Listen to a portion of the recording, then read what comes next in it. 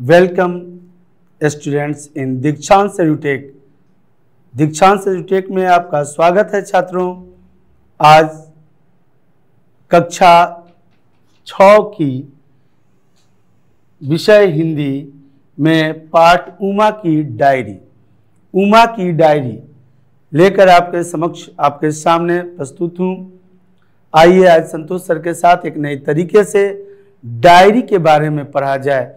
उमा एक बच्ची है जो आप ही के उम्र की है और वह डायरी लिखती है, प्रतिदिन डायरी लिखती है। कई लोगों की ऐसी बातें होती हैं, ऐसी इच्छाएं होती हैं कि वह प्रतिदिन का अपना जो घटनाक्रम है उसको अपने डायरी में अंकित करके रखते हैं, लिखते हैं। जिस तरह से हम एल्बम को सजाते हैं फोटो से, जिस तरह से हम मोन्यूमेंट्स की फोटोज को, टिकटों को एक जगह संग्रहित करके एक एल्बम बनाते हैं, ठीक उसी तरह से हमारी यादों का एल्बम होता है यह डायरी। डायरी में हम तिथिगत अर्थात दिनांक के साथ डेट वाइज हम इंफॉर्मेशंस अपनी सूचनाओं को उसमें एकत्रित करते हैं, संग्रहित करते हैं, उसमें रखते हैं, ताकि हमें कभी आवश्यकता पड़ती है कि इस डेट को मैंने क्या क्या किया था, किससे कोई कमिटमेंट हुई थी, किससे कौन सी बात हुई थी, ये सभी बातें इन डायरी में लिखे हुए पन्नों में से हमें मिल जाते हैं। और कभी कभी तो ऐसी बातें भी मिलती हैं जिससे मन गुदगुदा उठता है और हंसी भी आती है, खास करके अपने छात्रों, अपने मित्रों, अपने भाई बंधुओं के बीच घर में ऐसी कोई बातें होती हैं जिससे हास्य व्यंग होता है। और इस हास्य व्यंग को भी अगर हम अपने डायरी में लिख देते हैं तो 5-6 साल बाद या बड़े होने पर जब देखते हैं डायरी को तो हमें याद आता है वह दिन, और उस दिन हुए घटनाक्रम अक्षरशः हमारे सामने प्रस्तुत होने लगते हैं। हमारे भावनाओं में उस दिन की सारी छवियां उभर कर आ जाती है। उमा एक लड़की है जो कक्षा 6 की छात्रा है। वह भी डायरी लिखती है, प्रतिदिन डायरी में अपनी मन की बातों को, अपने साथ हुए घटनाक्रमों को और अपने विचारों को उसमें प्रकट करती है अपने डायरी में। छात्रों, बहुत सी बातें ऐसी होती हैं जो हम किसी से कह नहीं पाते और न कहने से हमारे मन में वो बैठी रहती है। अगर हम किसी से कहते हैं तो ये डर होता है कि उससे डांट सुन लेंगे, या फिर ये डर होता है कि वो हमारा मजाक उड़ाएंगे। ऐसी स्थितियों में आदमी एक सहारा लेता है लेखन विधि का, जो स्वयं लिखता है, स्वयं पढ़ता है, अपना एक सेल्फ डायरी रखता है। ऐसे ही उमा के पास भी एक डायरी है, जिस डायरी में उमा अपने सारी बातों को लिखती हैं। जो उसके साथ घटना हुई है वो लिख रही है और उसके मन में उन घटनाओं के प्रति जो विचार उत्पन्न हो रहे हैं उन्हें वह लिख रही है। उसी डायरी को हमें पढ़ना है। उमा के डायरी के पन्नों में देखना है कि किस प्रकार के विचार उठते हैं उसके मन में। निसंदेह ऐसे विचार आपके भी मन में उठते होंगे। प्रत्येक दिन, प्रत्येक पल, या यूं कहें कि हर पल हमारे मस्तिष्क में कुछ विचारें उत्पन्न होती रहती हैं जिन्हें हम अक्सर ही भूल जाया करते हैं। अगर उन्हें डायरी में नोट करके रखें, लिखें तो याद रहती है। आइए उमा की डायरी के पाठ को देखते हैं कि इससे हम क्या क्या सीख सकते हैं, इसका अधिगम संप्राप्ति क्या क्या है, लर्निंग मटेरियल्स। इसमें हम क्या क्या सीखेंगे इस पाठ से। लैंगिक संभावना का अर्थ समझना। लैंगिक संभावना, लैंगिक समानता, अर्थात हमारे देश में चाहे जितनी भी बार कही जाए ये बात कि लड़के लड़की में भेद नहीं समझना चाहिए, कई बुद्धिजीवी वर्ग के लोग भाषण भी में अपने कहते हैं कि आज भारत में लड़के और लड़कियों में कोई अंतर नहीं समझा जाता, कोई विभेद नहीं समझा जाता, परंतु अपने ही घर में वह वक्ता जो वक्तव्य दे करके जा रहे हैं वो निसंदेह समझते हैं। कुछ सामाजिक परिस्थितियां हैं, कुछ आर्थिक परिस्थितियां हैं और कुछ पारिवारिक परिस्थितियां। इन परिस्थितियों में यह मनुष्य चूंकि एक सामाजिक प्राणी है, इसे उलझना ही पड़ता है, इसके अलावा इसके पास कोई उपाय नहीं होता है। उस घर में भी, उमा के भी घर में एक भेद किया जाता है। उमा के पिता नहीं है। उमा के पिता के गुजर जाने के बाद उनकी माँ उमा और उमा के भाई दादा, ये बंगाल के पृष्ठभूमि से ली गई कहानी है। डायरी लेखन। उमा एक बंगाली लड़की है जो कि बंगाल में रह रहे हैं इनके परिवार, और उस परिवार में माँ और ये 2 भाई बहन। इन दोनों के बीच अंतर होता है। माँ खुद एक महिला होते हुए भी अंतर करती है अपने बेटे और बेटी में, अर्थात लैंगिक संभावनाएं, समानताओं पर प्रश्न चिन्ह उठता है। दूसरा पॉइंट है श्रम की गरिमा का महत्व जानना। श्रम की गरिमा। श्रम क्या है चीज? श्रम, परिश्रम, अर्थात जो हम काम करते हैं उसके बारे में हम जान सकें। इस पाठ से जानेंगे कि श्रम की गरिमा क्या है, उसका महत्व क्या है, हमारे काम का महत्व क्या है। चाहे हम लड़का हैं, चाहे हम लड़की हैं, हम जो भी काम कर रहे हैं उसका कुछ ना कुछ तो मतलब है। मतलब वाले लोग मतलब का काम करते हैं, जो बेमतलब के लोग होते हैं वो बेमतलब के काम करते हैं। हम तो मतलब वाले हैं। हमारे प्रत्येक काम का मतलब होना चाहिए। ऐसी सोच आप सभी में है, क्योंकि आप सभी शिक्षित हैं, योग्य हैं, पढ़ लिख रहे हैं, अच्छे नागरिक बनने वाले हैं। अतः श्रम का महत्व तो जानना ही चाहिए कि भाई ये व्यक्ति या कोई भी आदमी एक श्रम कर रहा है, उसका महत्व क्या है। निसंदेह बच्चों, आपके माता पिता आपके लिए सुबह आपके जगने से पहले जगती है मम्मी, और रात में सोने के बाद आपके तब सोती है। कभी आप उनको सोते हुए देखते नहीं होंगे। कभी कभार अगर तबीयत खराब हुई तो बात अलग है। पापा सुबह से शाम तक काम करते हैं। कभी पूछने की कोशिश आप लोग अगर करें तो यही पता चलेगा कि आखिर वो लोग अपना श्रम, अपना मेहनत क्यों कर रहे हैं, किसके लिए कर रहे हैं। जाहिर सी बात है उनका जवाब होगा कि बेटा तुम्हारे लिए।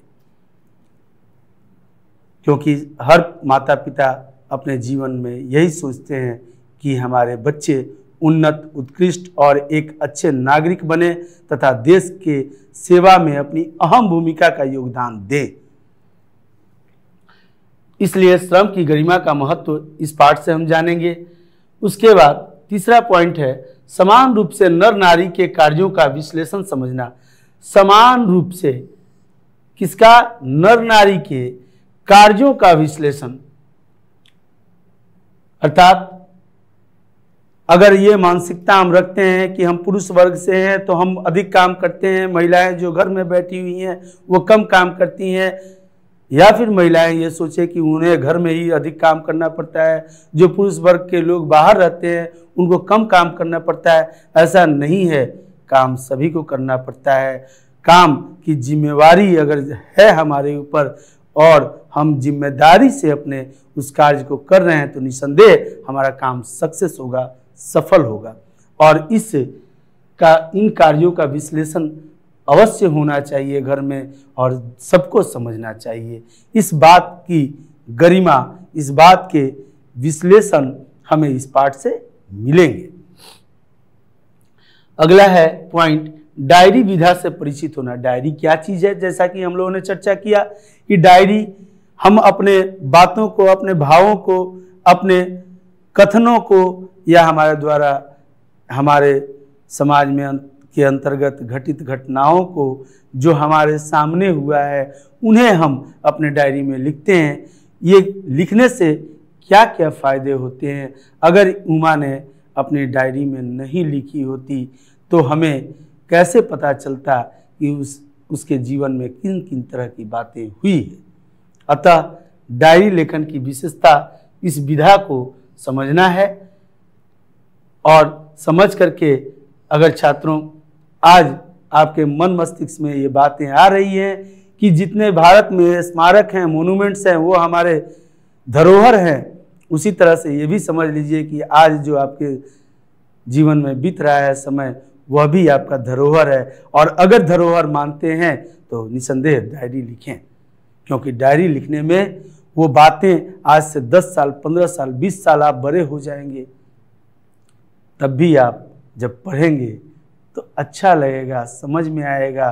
तथा एक और चीज़ें होंगी फायदे, आज हम में जो कमियां हैं उन कमियों को अगर हम लिखते हैं तो स्वीकारते हैं उन कमियों को, और निसंदेह जो अपनी कमियों को स्वीकार करता है वही सुधार करता है। जब हम लिखते हैं तो हमारी कमियां हमारे सामने आती हैं, हमने ये भूल किया है, हमने वो भूल किया है, अब आगे से नहीं होगा। जब हम डायरी के पन्ने को पलटेंगे तो आगे अग्रसर होने में हमें सुविधा होगी। इसलिए डायरी लेखन की विधा से परिचित हो, तथा अगर लिखने की कोशिश करेंगे तो कोशिश करने वाले की कभी हार नहीं होती है। कहने वाले कहते हैं कि हमारे पास समय ही नहीं बचता, बात सही है, लेकिन छात्रों ये बात भी सही है कि एक प्रधानमंत्री इसी 24 घंटा में देश को चलाता है, एक मुख्यमंत्री इसी 24 घंटा में अपने राज्य को चलाते हैं, संचालन करते हैं, एक डीएम साहब इसी 24 घंटे में अपने डिस्ट्रिक्ट का मैनेजमेंट करते हैं, एक छात्र इसी 24 घंटे में अपने आप को निर्माणित करके उच्चस्थ पद पर पदासीन होने के लिए तैयारी करता है। सबके पास यही 24 घंटा है, समय प्रकृति हमें देता है। यह अलग बात है कि हम उस समय का करते क्या हैं। इस 24 घंटे को 1440 मिनट या 86,400 सेकंड समझते हैं, यह तो हमारे ऊपर निर्भर करता है। नेक्स्ट पॉइंट है पाठ पढ़ना और पाठ के मर्म को समझना।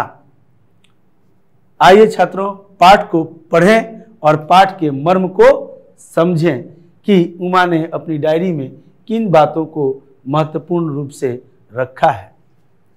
डायरी में उमा ने जो लिखा है, यह डायरी 17 मार्च 2020 का है। 2000 के बाद यह डॉट डॉट है, अर्थात 2000 साल के अंतर्गत किसी दिन की लिखी हुई है, 17 मार्च की। 17 मार्च को उमा ने अपनी डायरी में लिखा, डायरी को संबोधित करते हुए, किसी और को नहीं, क्योंकि डायरी में वह सेल्फ इंफॉर्मेशन से लिखती थी, सेल्फ डायरी थी। वह अपनी बातें अपने लिए अपने तरीके से लिखती थी। प्रिय डायरी, डायरी को संबोधित की है। यहाँ संबोधन में हम लोग लिखते हैं ना, आदरणीय पिताजी, सेवा में श्रीमान प्रधानाध्यापक महोदय, वैसे ही यह पत्र जो लिख रही है डायरी के अंतर्गत, वह डायरी को संबोधित करते हुए लिख रही है कि प्रिय डायरी, 2 दिनों के बाद मेरी गणित की परीक्षा है। मैंने एक बार पूरे पाठ्यक्रम की पुनरावृत्ति कर ली है, लेकिन गणित बार बार अभ्यास करना अच्छा रहता है। बात तो सही है। करत करत अभ्यास के जन्मति होत सुजान, रसरी यावत जाते सिल पर परत निशान। बार बार अभ्यास करना चाहिए, और गणित एक ऐसा विषय है जिससे अभ्यास न करें तो काम खराब हो, है ना। शेक्सपियर साहब की अंग्रेजी में 2 लाइनें हैं कि mathematics is like an Australian wife, if you does not attach her then 100% chance to divorce. Mathematics के लिए उन्होंने कहा है कि यह ऑस्ट्रेलियन वाइफ की तरह होती है, अगर हमेशा अटैच न रहे तो 100%, 100% यह उम्मीद बनती है कि उनके बीच डाइवोर्स हो जाएगा। अर्थात गणित जैसा विषय बार बार अभ्यास करने वाला है। उसने लिखा है कि 2 दिन के बाद उसकी परीक्षा है, और उस परीक्षा की तैयारी उसने की है, पुनरावृत्ति माने रिवीजन भी उसने लिया है, लेकिन मैथ को बार बार पढ़ना जरूरी होता है, क्योंकि कौन सा प्रश्न पूछा जाएगा परीक्षा में यह तो पता नहीं होता है किसी छात्र को। इसलिए वह बार बार अभ्यास करना चाहती है, लेकिन क्यों नहीं कर पा रही है। आगे देखते हैं। आज दोपहर में रविदा, जो उमा के बड़े भाई हैं, बड़े भाई को बंगला में दा कहा जाता है। दा का अर्थ होता है भैया, वास्तव में दादा होता है, लेकिन चलती भाषा में हम पापा को पा बोल देते हैं, पापा, मम्मी को माँ बोल देते हैं चलती भाषा में। और आज तो शॉर्ट होते जा रहा है, शॉर्ट इतना होते जा रहा है कि आदमी हाय बाय नमस्कार करना भूल गया है, हाय बाय से काम करता है। और यूट्यूब या ईमेल लिखते समय, यूट्यूब पर डालते समय, फेसबुक पर, व्हाट्सएप पर डालते समय या ईमेल लिखते समय कम से कम शब्दों का ही प्रयोग करता है। उसमें बहुत सी बातें ऐसी होती हैं जिसमें कम शब्दों में बयां किया जाता है बात को। यहाँ पर भी रविदा, दादा कहा जाता है भैया को बंगला में। आज दोपहर में रविदा और मुझ में फिर कहा सुनी हो गई। मैं पढ़ रही थी, वह बाहर से क्रिकेट खेलकर आए और आते ही मुझे खाने के लिए कुछ बनाने का हुक्म देने लगे। आते ही क्या किए? उमा घर में थी, उमा अपना पढ़ रही थी और वो क्रिकेट खेल के आए। कौन? रविदा, उमा के बड़े भाई। और आते के संग ही बोले उमा जल्दी से खाना बनाओ, जल्दी से खाना दो, मुझे खाना दो। इस तरह से खाना देने के लिए करते रहे। क्या करती, उठना ही पड़ा, वरना भाई के साथ मां की भी बात सुननी पड़ती। मजबूरी है उसके सामने, वह पढ़ रही है, बड़ा भाई क्रिकेट खेल के आया और कह रहा है कि तुम खाना जल्दी से दो। न दे तो दिक्कत। क्यों? क्योंकि वह भाई तो बोलेगा ही, डांटेगा ही, मार भी सकता है और मम्मी से भी कोई बचाने वाला नहीं है। मैंने उससे कहा वह खुद ब्रेड जैम लेकर क्यों नहीं खा लेते। भैया से वो कहती है उमा कि आप खुद ब्रेड जैम लेकर के क्यों नहीं खा लेते, ये सब औरतों के काम है। क्या है? उसने कहा कि ये सब औरतों के काम है, रसोई के बखेरे में मुझे पढ़ना अच्छा नहीं लगता। वाह! साहब जी क्रिकेट खेल के आए हैं, बहन घर में पढ़ रही है और उससे कहें कि खाना जल्दी दो, वो कही कि ब्रेड और जैम खा लो भैया, तो कहता है कि ये सब औरतों के काम है, मर्दों का काम तो सिर्फ खेलना है ना? नहीं, यही चलता रहा तो मैं परीक्षा में अच्छा कैसे कर पाऊंगी। वह सोच रही है कि मैं परीक्षा में अच्छा मार्क्स लाऊं, अगर इसी तरह से चलते रहेगा तो वो कैसे लाएगी, इस बात की चिंता है उसे। और कहती है कभी दरवाजे की घंटी सुनो, कभी चाय बनाओ, कभी फ्रिज में रखी सब्जी लगाओ, तो कभी सूखे कपड़े धोबी को दो। क्या रविदा इनमें से कोई काम नहीं कर सकते? रविदा को कोसते हुए कहती है कि सारी काम, घर के काम, खाना बनाना, कोई आ गया दरवाजे पर तो दरवाजा खोलो, कपड़े धो धोबी को, हर तरह के काम मुझी को करना पड़ता है, ये सब औरतों के काम है। क्या मतलब है इसका? क्या पुरुष वर्ग सिर्फ खेलने कूदने के लिए ही है? और इस बात पर जब किसी भी मनुष्य को एक ही बात के लिए बार बार प्रताड़ित होना पड़ता है, उसकी मन की आकांक्षाएं दबती जाती है, तो वह एक निश्चित सीमा तक, निश्चित अवधि तक वह बर्दाश्त करता है। बर्दाश्त करने की क्षमता जब चरमता को पार करने लगती है तो सर के ऊपर पानी जाने लगता है और किसी को भी बुरा लगता है। इसी तरह से उमा को भी बुरा लग रहा है और उमा ये अपने मन में जो सोच रही है विचार, उसको अपने डायरी में लिख रही है, अपनी डायरी से कह रही है कि क्या ये सब मेरे लिए ही है काम, सब्जी को फ्रिज में रखना या अन्य जो भी काम है, अगर इसी तरह से चलता रहा तो मैं परीक्षा में कैसे अच्छा नंबर लाऊंगी। मैं प्रैक्टिस नहीं कर पाऊंगी और उससे अच्छा नंबर नहीं ला पाऊंगी। यह चिंता तो उसकी जाहिर सी बात है, चिंता होनी ही चाहिए। अब 17 मार्च के बाद 25 मार्च को अर्थात संडे को वो लिख रही है, क्योंकि उसी दिन उसके पास फुर्सत है। 8 दिन हो रहा है 17 मार्च से 25 मार्च का समय। अतः इससे ये पता चलता है कि डायरी प्रतिदिन न लिख करके उमा किसी किसी वीकडे में लिख रही है, जिस दिन उसके मन में ऐसी बातें हो रही हैं उस दिन लिख रही है। 25 मार्च को उसने लिखा कि प्रिय डायरी को फिर संबोधित करती है। आज माँ को नानी से मिलने अस्पताल जाना था।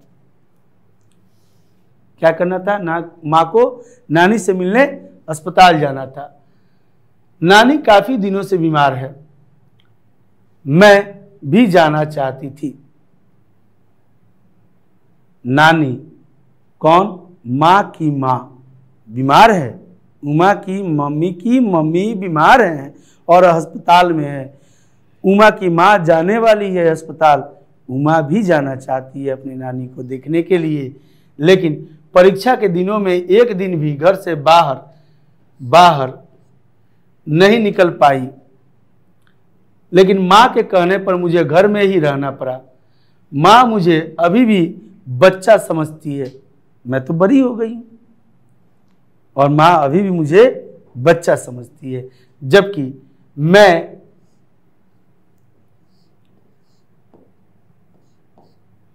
11 वर्ष की हो गई हूँ। हमेशा की तरह दरवाजा ठीक से बंद कर लेना। माँ कहती है उमा से, उसको बच्चा समझती है और कहती है कि हम दरवाजा तुम ठीक से बंद कर लेना अंदर से। किसी अनजान आदमी को भीतर मत आने देना। गैस ठीक से बंद कर लेना। गैस ठीक से बंद कर देना। समझाती रहती है। क्या मैं, उमा कहती है कि क्या मैं कुछ नहीं समझती? अब मैं बड़ी भी हो रही हूं और समझदार भी। उमा के मन में झल्लाहट है। इससे यही पता चलता है कि उमा अंदर से झल्ला रही है, कह रही है कि माँ मुझे बच्चा समझती है, अभी भी कहती है कि दरवाज़ा ठीक से बंद कर लेना, गैस ठीक से बंद कर लेना। क्या ये सब काम मैं नहीं जानती हूँ? जानती हूँ, फिर भी माँ मुझे हमेशा समझाती रहती है, मुझे ही समझाती है, भैया को कुछ नहीं बोलती। अब मैं बड़ी भी हो रही हूँ और समझदार भी। रविदा को तो वह इस तरह की हिदायतें कभी नहीं देती। इस बात से तुलनात्मकता का भाव स्पष्ट हो रहा है कि वह बच्ची तुलना कर रही है अपने भाई के साथ कि मम्मी सिर्फ मुझे ही ये सारे बातें समझाती रहती है सदैव।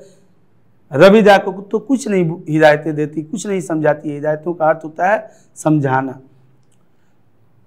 अब उसके मन में यह संदेह भरा बात उठता है, जो अपने डायरी से वो कहती है कि शायद मैं लड़की हूं। उसके मन में ये बात उठता है कि शायद मैं लड़की हूं, इसलिए माँ केवल मुझे ही समझाती है। माँ केवल मुझे ही समझाती है, रविदा को नहीं। उमा अर्थात रविदा को कोई बात नहीं समझाती, सिर्फ मुझे ही समझाती है।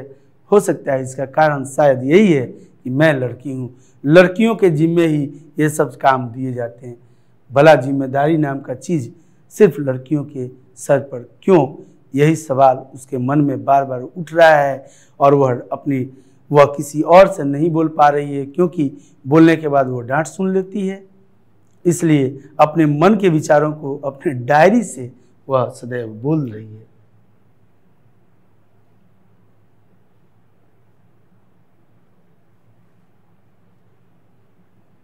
आइए देखते हैं 28 मार्च को, 25 मार्च के बाद उसने 28 मार्च को फिर उसको मौका मिलता है और वो डायरी लिखती है और डायरी को संबोधित करती है कि प्रिय डायरी, आज मां से मुझे डांट पड़ी, मां से डांट पड़ी। डांट भी लड़कियों को ही ज्यादा पड़ता है। बात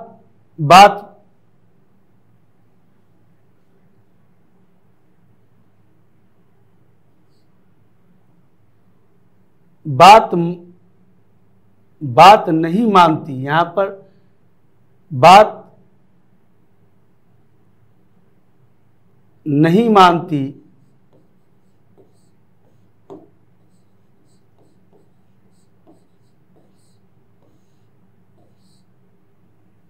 नहीं मानती तो शायद मार भी पड़ती। मैंने केवल इतना ही तो कहा था कि रविदा 13 साल के हैं, अपना खाना खुद ले सकते हैं। सिर्फ उसने मां से कहा था कि रविदा 13 साल के हैं, 13 वर्ष के हैं, वो अपना खाना खुद ही ले सकते हैं, परंतु मां ने उसे डांट दिया। उसके मन को लगा भाई क्यों रविदा को कुछ नहीं बोलती, और मैंने सिर्फ कह दिया कि वो तो हमसे बड़े हैं, वो अपने से खाना निकाल के नहीं खा सकते क्या, तो इस बात के लिए मां ने मुझे डांट दिया। मां उन्हें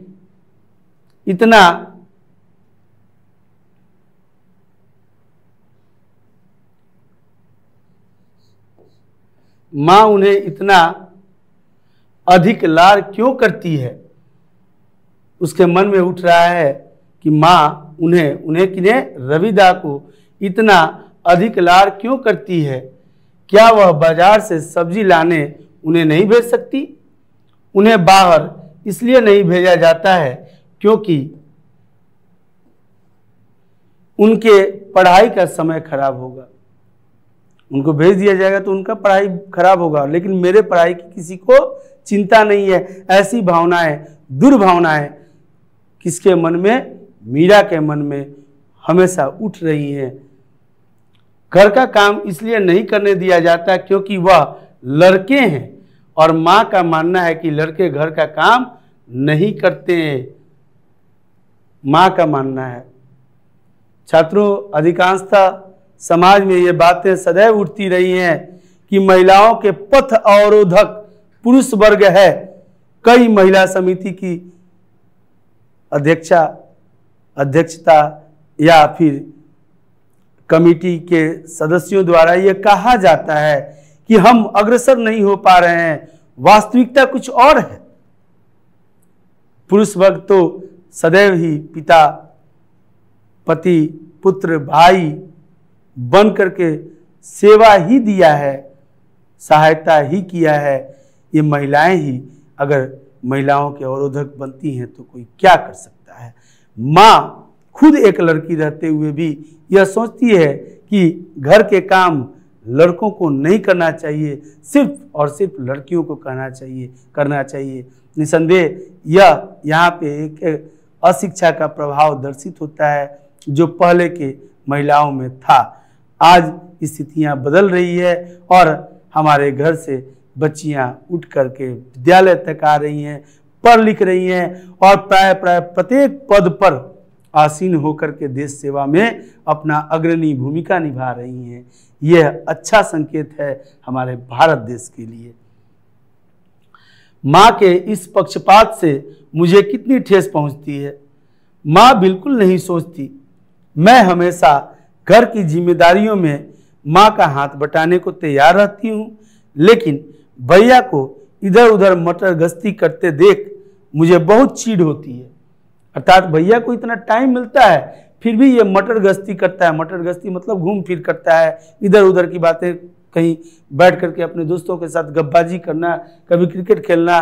परीक्षा है लेकिन पढ़ना नहीं है भैया को, घूमते रहना है, घर का भी कोई काम नहीं करता, सब्जी भी नहीं लाता, फ्रिज में सब्जी भी नहीं रखता और अपने से तो खाना भी निकाल के नहीं खाता, उसके कपड़े भी मुझे ही धोने पड़ते हैं। इतनी सब बातें सोच करके भला क्यों ना उमा का मन चिढ़े।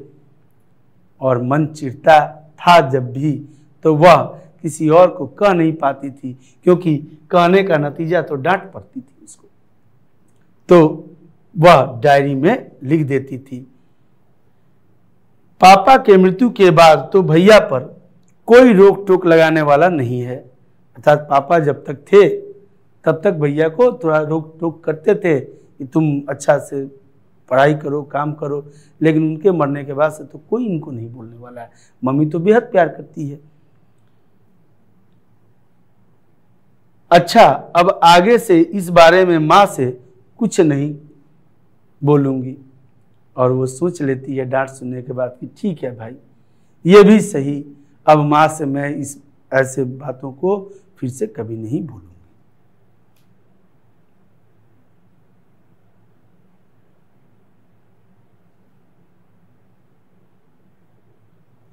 छात्रों, ऐसी बातें जब हमारे मन में उठती रहती हैं तो हमारा मन विक्षोभ को प्राप्त करता है, और विक्षोभ को इस तरह से प्राप्त करता है कि हम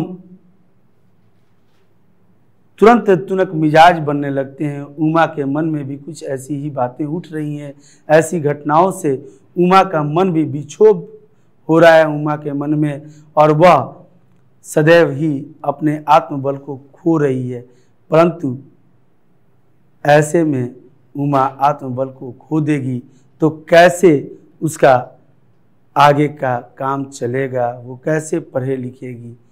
इन्हीं बातों को ध्यान में रख करके उमा सदैव अपनी बातों को डायरी में लिखती है। डायरी में लिखने से उसे यह दिखाई देते रहता है, वह जब भी पन्ना पलट करके पढ़ती है तो अपने कमियों को सुधार रही है, जबकि ठीक उसके विपरीत उसके रविदा में, उसके बड़े भाई में ऐसी कमियां निरंतर बढ़ते ही जा रही है।